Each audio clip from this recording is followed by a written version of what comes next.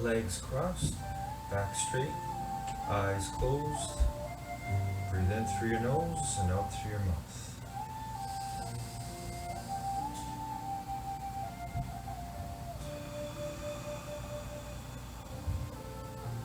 Deep, long breaths in through your nose and out through your mouth.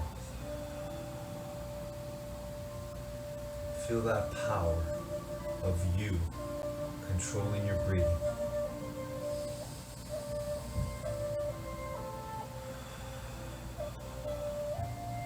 That power that's available to you all the time, wherever you are in life.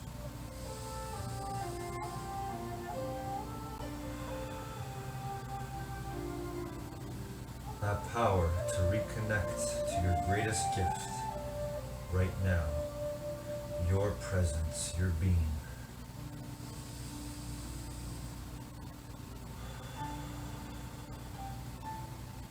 Your infinitely intelligent being. The same stuff we're all made of. And with that stuff that we're made of, we can control the most powerful supercomputer in the universe. Your mind. But only you can do it. Only you can control your own mind. So let's do that right now, and let's see the future. Today, our time together, let's see ourselves doing the best we can on every single exercise and stretch. For this is not only the gym that we have available to us right now, in this space wherever we are, but it is also the gym of life, where we grow our minds all the time.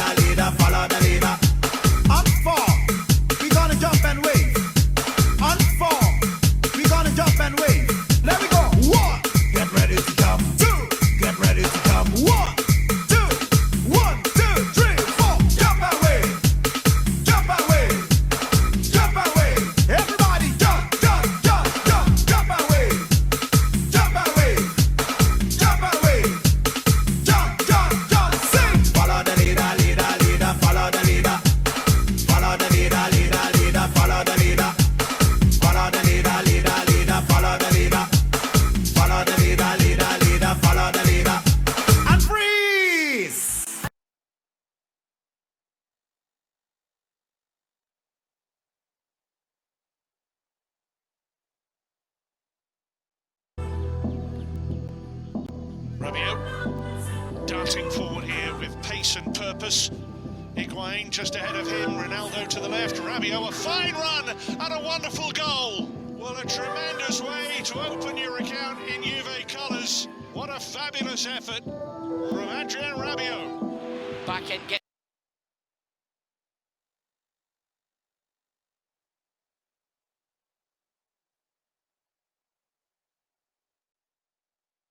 Good morning, guys.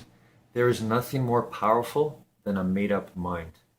If you decide to make up your mind, make a decision, make a determination to go after your freedom, happiness, and success, you will get it.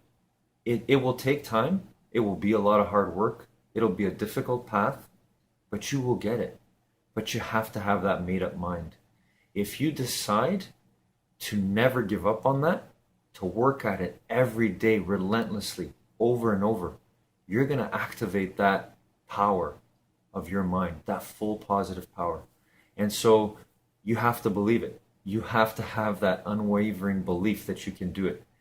And you have to stick to it, and you have to have that no matter what spirit. But I can tell you, the process is going to make you happy in itself. And so I really hope you join and continue that path forever. Have a great day, everyone.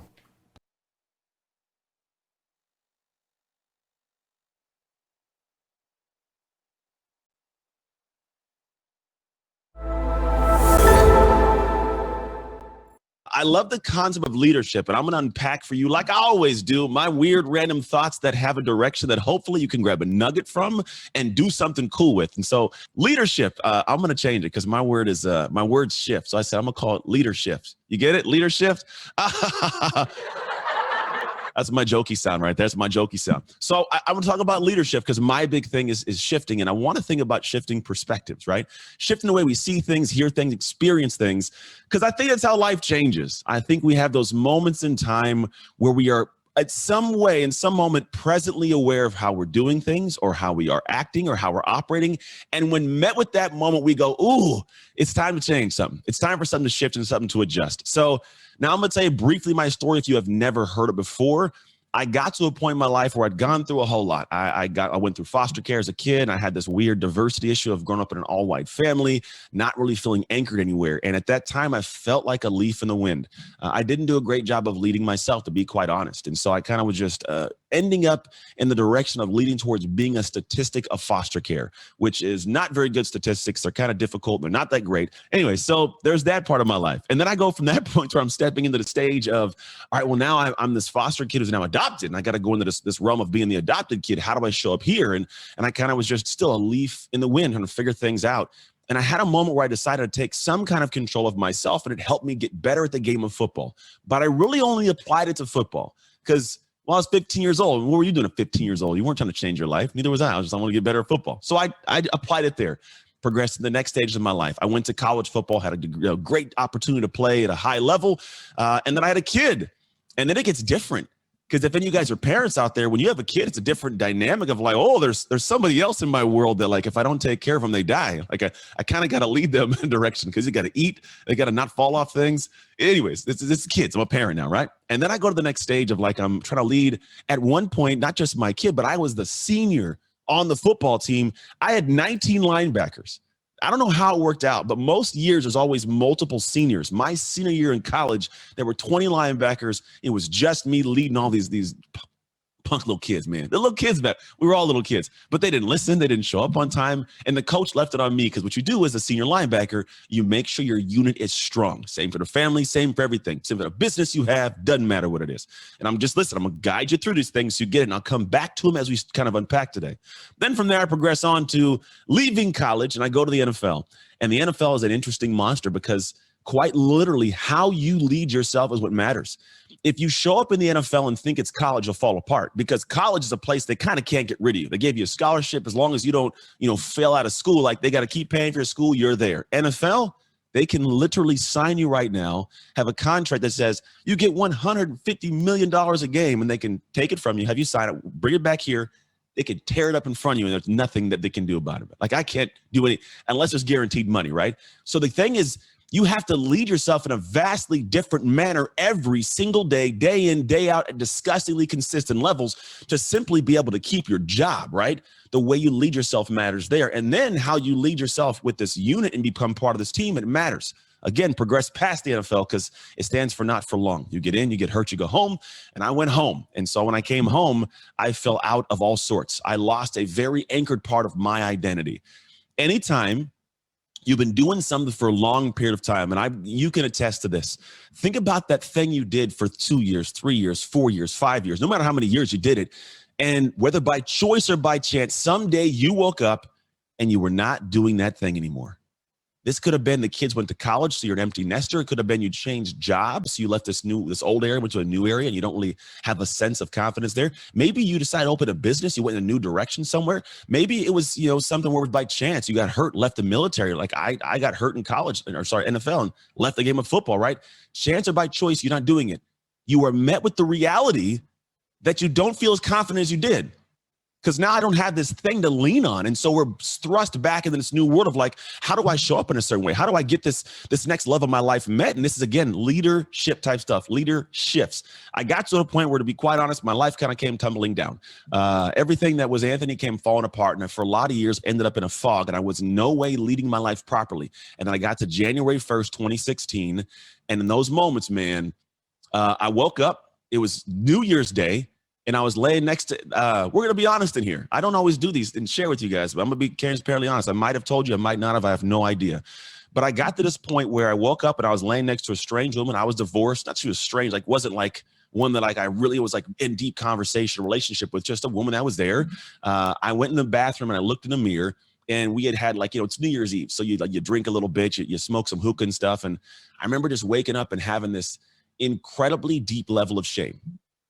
Like this man looking back at me, I did not have respect for, I didn't like, I would never, and I'd say this all the time, it was someone that I would not want my daughter to be with, anybody like me. I would not want my boys to be like me. My mom would never approve, and my God would never let me into heaven. I'd fallen so far from my faith in the middle of that.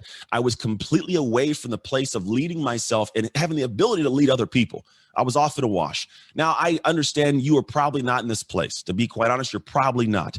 But I'll say this, sometimes we don't realize that we're in the middle of a tornado because you're in the eye of the tornado. You're around messing things up. You're blasting through things all day long, but the eye of the tornado feels calm. It's calm, I'm cool, collected, but you don't realize the damage you're doing to people outside because you just don't pay attention to it. It's a statement that I love. I recently heard, and it goes, it is hard to see the label when you are inside the jar. Sometimes we're unaware. So it's the truth. We got these things going on. So ideas like, okay, how do I get to the point of seeing this label and making adjustments? Well, I finally saw my label. I didn't like the label, and I had to lean into a space of saying, man, I want to fix my life. I'd made 2 promises to my mom that 1, I would fix my life. 2, I would help other people do the same at some point in time. Now,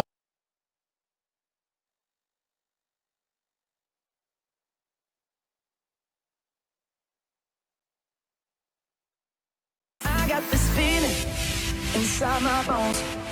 It goes electric wavy when I turn it on. Off from my city, off from my home.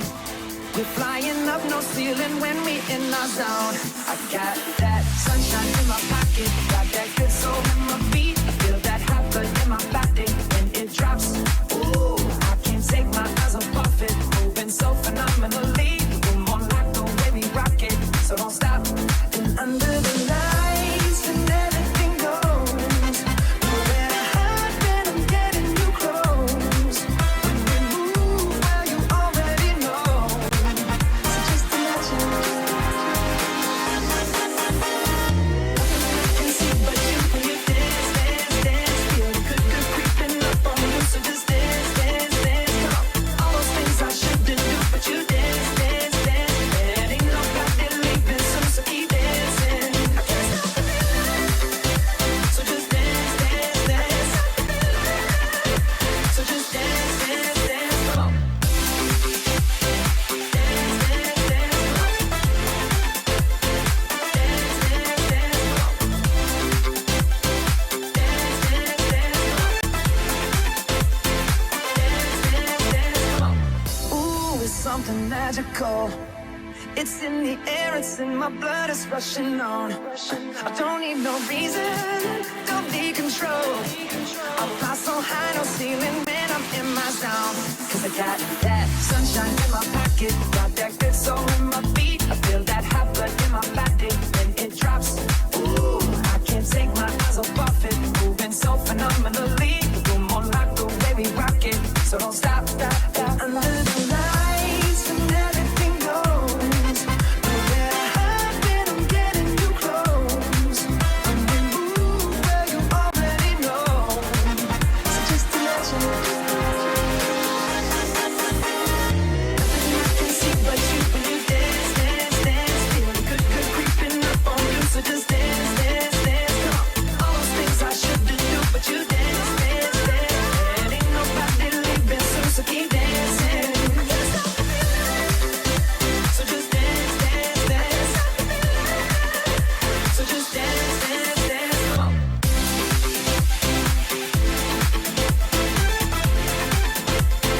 Dance, dance, dance. Come on.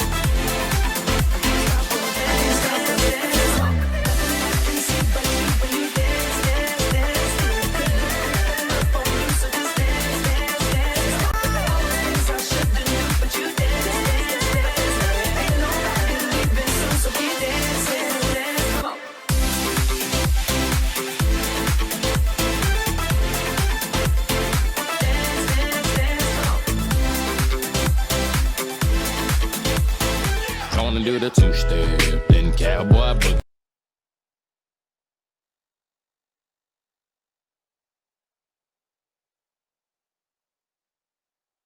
Gets the ball passed back to Joe Aribo, weaving his way forward. It's still Joe Aribo. Can he find the finish? Aribo! Aribo! Aribo! Aribo! Aribo! What a goal! Joe Aribo!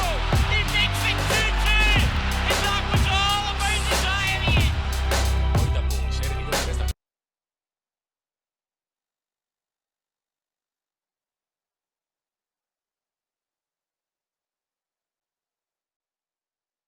Hey guys, today Gary Vaynerchuk reminds us to care about our customers, and he gives an example in his business a long time ago where he had to trudge through the snow. It was a stormy, wintry day, and he made sure that he went and fulfilled the needs and satisfied this customer's request no matter what. Even though he didn't feel like doing it, even though it was dangerous, he did it. And that became the spirit of his company. He makes sure that he takes care of his customers no matter what. Well, the way I would think we should look at things is that your customers, even if you don't have a business, are the people around you. And so by you working on you, being the best you, providing the best you for people around you, you're helping every single customer.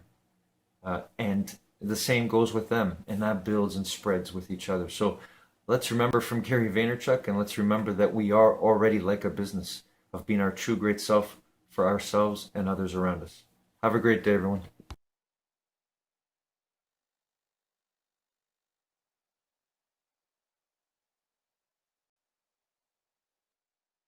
I'm going to say again, I would absolutely anchor my physiology with morning sunlight viewing. You know what's special about morning sunlight? There's a group at the University of Washington, and they've discovered that the cells in your eye, the neurons that set your circadian clock, make you alert during the day and make you sleepy at night and so on. Those cells respond best to yellow-blue contrast and orange tones. When you go out in the morning, even if it's not at sunrise, but it's close to sunrise, or you look at the sun in the evening, what you'll see is yellow-blue contrast or orange-yellow. That's not the color of light that you're going to see when the sun is overhead. Now, this also is really interesting because artificial lights, at least to my understanding, even the daylight simulators have not picked up on this. It's just about bright light. Someone ought to design something that can mimic this, but nature has done this beautifully for us. Hey, it's Evan Carmichael, and I make these videos because in my first business, I quit on my business partner. I struggled to keep going. I was making $300 a month and felt like a complete failure. And the thing that saved me, that pulled me up, was studying the stories of famous entrepreneurs. I got the motivation from them. I also got the strategies of what to do next so that I can go off and achieve my dreams. And quite honestly, I still need the stories today myself to continue my motivation to take it to the next level. So today, let's get some incredible motivation from the one and only Andrew Huberman. Enjoy. Viewing low solar angle sunlight in the morning and in the evening is most effective because of those yellow-blue contrasts. Now, here's the really wild thing. Those circuits that set your levels of alertness and sleep, yes, they respond best to yellow-blue contrast, but what that tells us is crazy. What that means is that color vision was probably not related to color perception first, because all of that is completely subconscious. The pathways that do this are present in people who are pattern vision blind. So what do I mean? I mean that color vision likely evolved from a need to synchronize your internal state with the external world, and the best stimulus in the outside world to do that is yellow-blue contrast. In other words, our ability to detect color was first and foremost, and we understand this based on evolutionary genomics and so forth, to extract time of day information, not color of fruit or color of skin or anything like that. That's all secondary, which is wild and crazy. And this is yet another example of the way we think things work is not the way they work. It's completely 180 degrees opposite. And I'm just gonna give you a little teaser. I had a guest on the podcast. We haven't aired the episode yet. His name is Eric Jarvis. He works on speech and language. He also was admitted into the Alvin Ailey Dance Company. Again, who are these people? He's a professor at the Rockefeller. Anyway, I learned from Eric, and you'll learn when that episode comes out, that you only find elaborate speech and language in species that also engage in dance and song. And the genomics point to the fact that song and singing came first and language came second. And that led me, during that episode of the podcast, I wrote down in my notes, I was listening to him talk and I wrote down in my notebook, it's just scrawled in big letters, it says, "I am so happy right now." I was just blown away. I couldn't, and it makes so much sense when you hear it, that the colors in the sky were what our system is trying to extract, not a perception of those colors in the sky, because they're informing us about time and orienting us in time. That song and the communication of emotional states would be simpler and more foundational than communication about specific patterns of language. When you hear it, suddenly it makes sense. But of course, we're human beings, and unless you're Eric Jarvis or Ali Crum or Anna Lemke, you think about all this stuff backwards.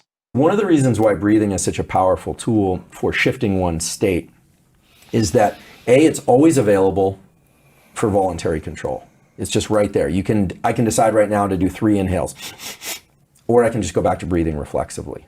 I can just do that at any moment. So the neural real estate, which is in the brainstem that controls breathing, is in a unique position because it's at the kind of boundary between conscious control and unconscious control. I can't do that for my digestion. I can't do that for most everything that happens internally. The other thing is that breathing controls our level of alertness very dramatically. So the faster you breathe, generally, the more alert you are. The slower you breathe, the more calm you're going to be. The faster you breathe, meaning shorter, quick breaths, or?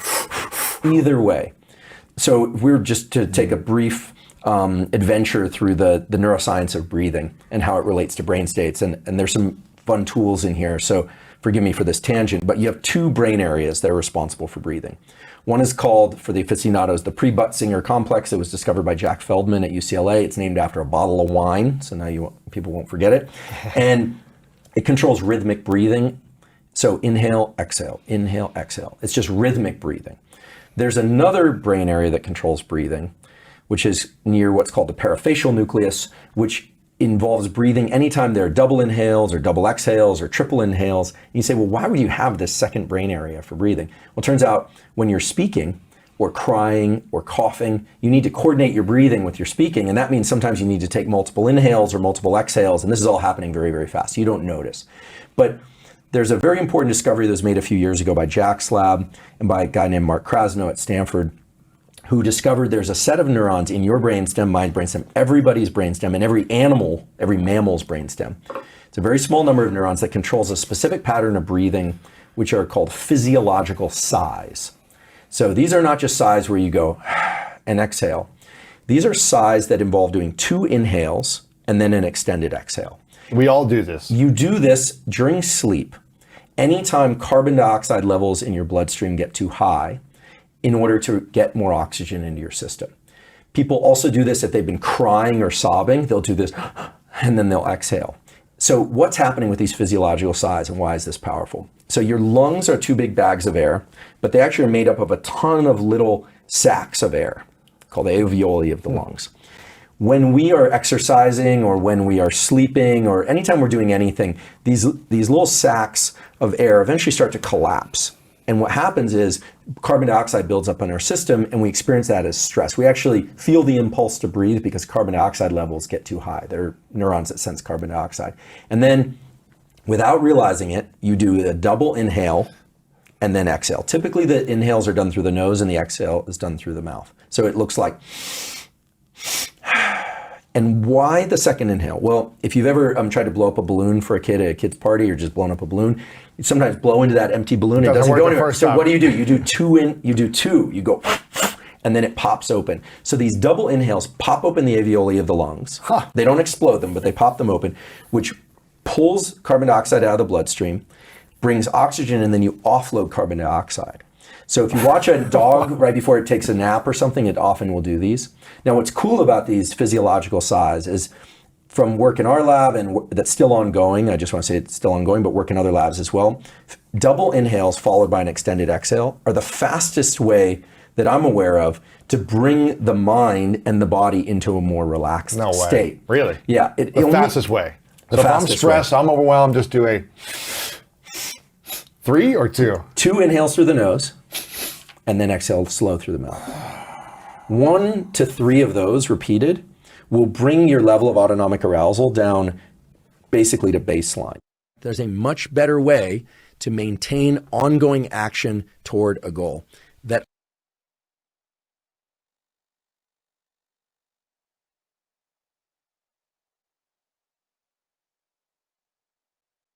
Grab a sweetheart and spin out with him. Do the hold down and get into it.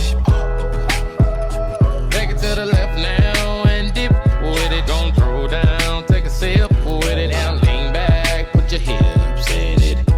Let's have some fun. To the left now. To the right. Now take your left hand and put it on your side. Gon' roll your shoulders. Do the slip and slide. This next part's my favorite part, cause it's time to shine. Gonna do the two-step, then cowboy boogie. Grab a sweetheart and spin out with him. Do the hold down and get into it. Take it to the left now and dip with it. Don't throw down, take a sip with it. Now lean back, put your hips in it. It's simple, you can do it.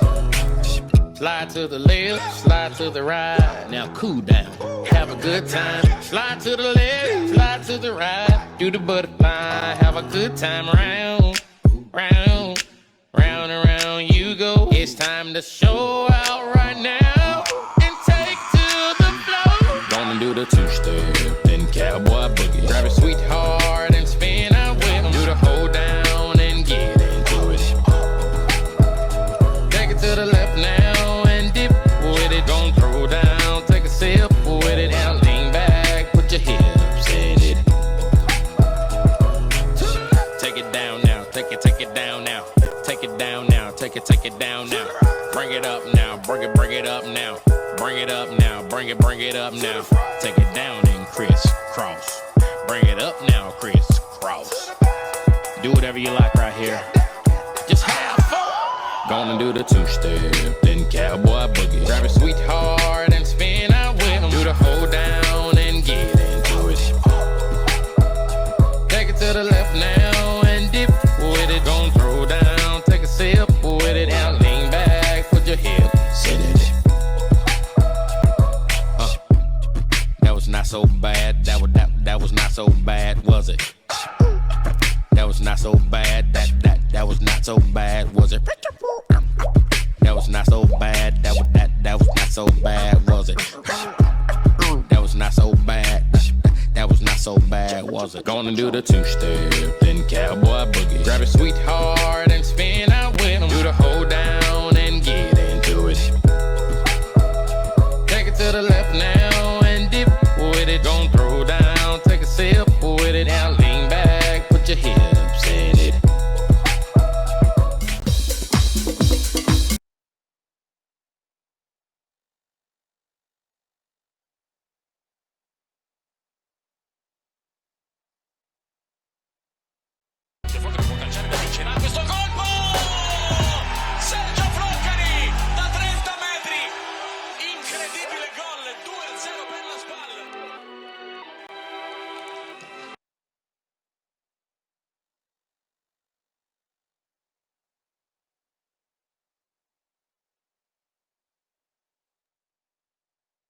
Morning, guys. I want to share a story with you from Eric Thomas, who gave an example one time of a gentleman who was trying to make changes, trying to, have the things that Eric Thomas had in his life, which were related to his relationship with his wife. He would say, he would tell Eric Thomas, how do you do it? How is it that you have such a happy, fulfilled, deep relationship with your wife? And Eric Thomas would tell him that, well, I'm willing to do the things that are going to help in that relationship. I'm willing to do what's required in a relationship, including perhaps helping around the house, cooking, cleaning, that sort of thing. And this particular gentleman said that he didn't like doing that, or he said he really wanted to be successful in his relationship, but he didn't want to do those kinds of things. And he said to Eric Thomas, I feel like a punk when I do that. And then Eric Thomas's response is, make me a punk. I want to feel like a punk. If that's what it takes for me to have a great relationship, that's what I got to do. And that's the spirit we have to have. Have a great day, everyone.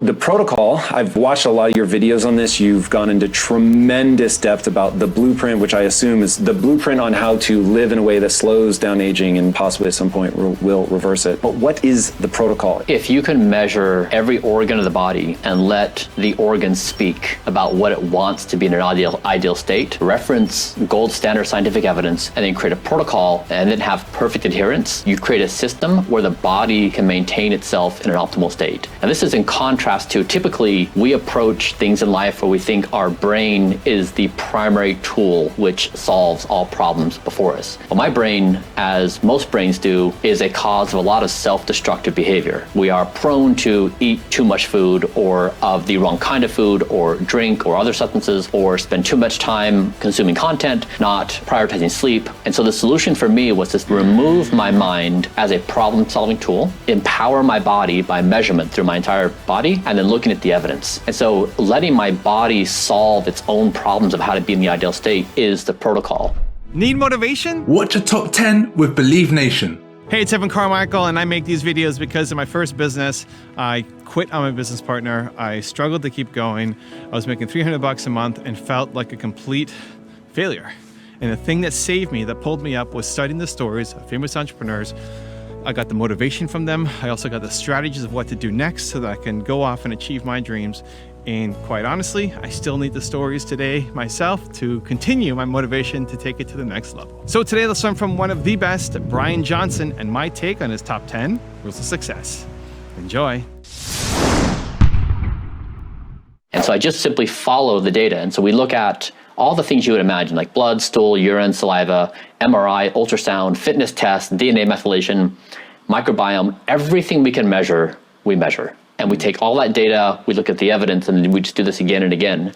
And so my responsibility in this is to ensure perfect adherence to the protocol, and we can see how these things work in an iterative basis.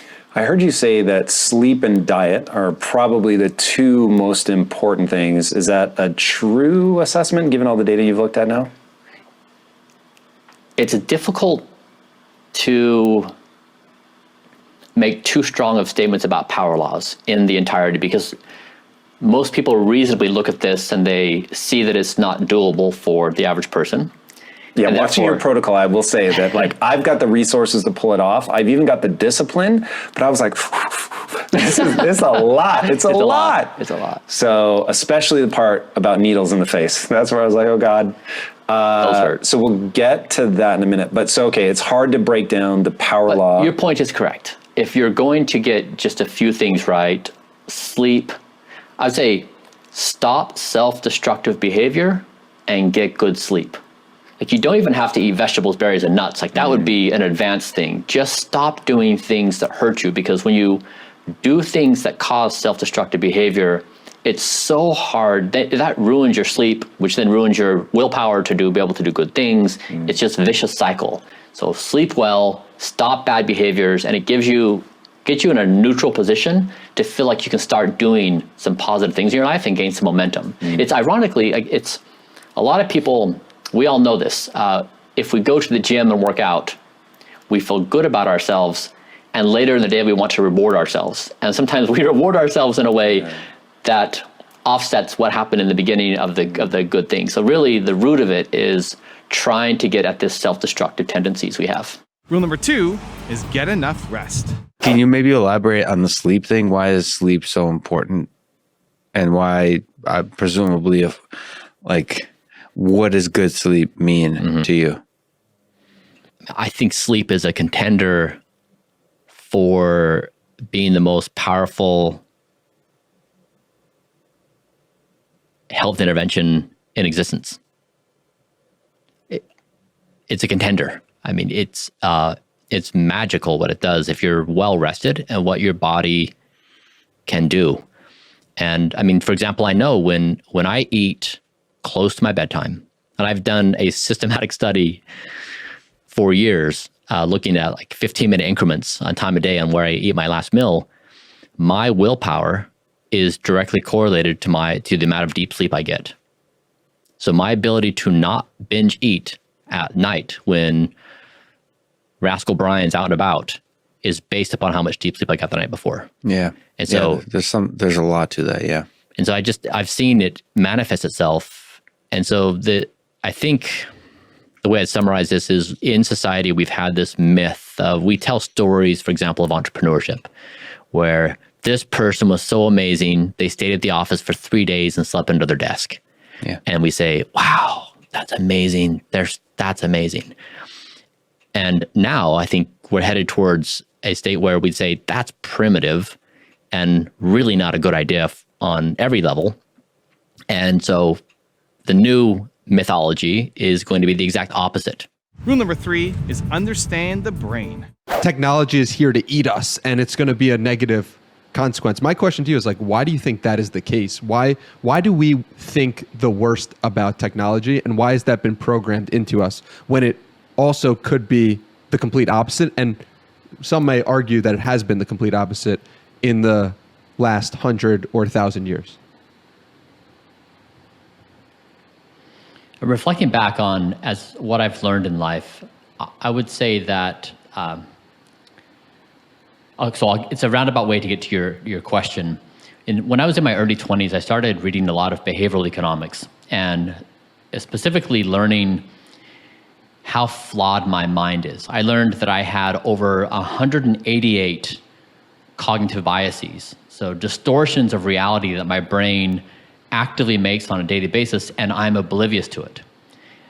I wasn't aware. Prior to reading this literature, I had this default assumption that I was rational and consistent, and I could see other people's flaws, that I was the one that was coherently understanding the world. And when I started poking into this material and I realized how flawed my cognition was, and even my internal dialogues, it fundamentally changed how I understand myself and the world. And so every thought that landed into my brain, I didn't treat it as right. I treated it as, oh, interesting. Let's see what you've delivered up, and how many biases are attached to this thing. And so when you pose the question of, why would media take a topic like artificial intelligence and create these narratives, and why would people respond that way, and then why are these things forming? To me, the most beneficial thing to do is to understand it as what's happening in individual minds, what's happening in collective minds, which systems are producing it, and why it's interesting. And so, in short, instead of listening to what they're saying, to dissect the systems that are creating those things, to see behind the curtain. Oftentimes, it's not interesting to hear what someone has to say. It's interesting to understand why they say it. Rule number 4 is be responsible. I'm trying to imagine a kid growing up somewhat impoverished. Mm-hmm. Did that give you a scarcity mindset? Were you thinking like, oh, making money is hard? And then what was it about that experience that was so transformative that it shakes everything? I was taught to be a responsible child, a responsible.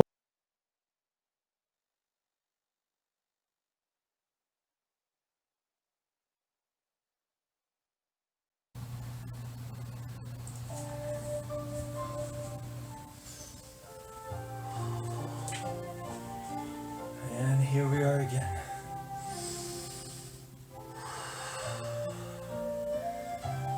Back to where it all begins.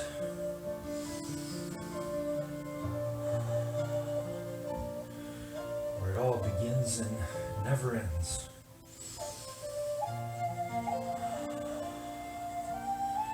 That source, that oneness, that consciousness, that awareness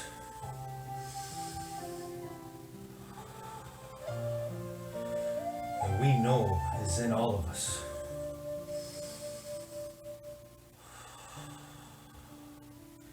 That power to determine, to control our minds. You see, nobody else, nothing else in this universe can do what you do every day.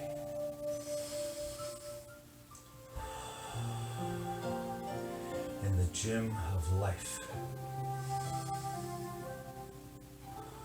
Only you, human being, only you, infinitely intelligent being, can do the ultimate. Only you can control your mind, your thoughts, and therefore your feelings. But it takes a lot of hard work. It takes, first of all, believing that you can do it. If you don't believe in yourself, your mind health, your chance at mind wealth is not possible. But that's not the way it was meant to be. You were born to win. Control over your mind, your thoughts. To have and be all you were meant to be. And that means believing 100% in who you really are. And that is the key to your mind health and your mind wealth, your happiness, your freedom, your success, your infinite peace and love towards everything and anything. It's possible. It's all because of you, your determination, united with all of our determination, creates that oneness, that consciousness, determination.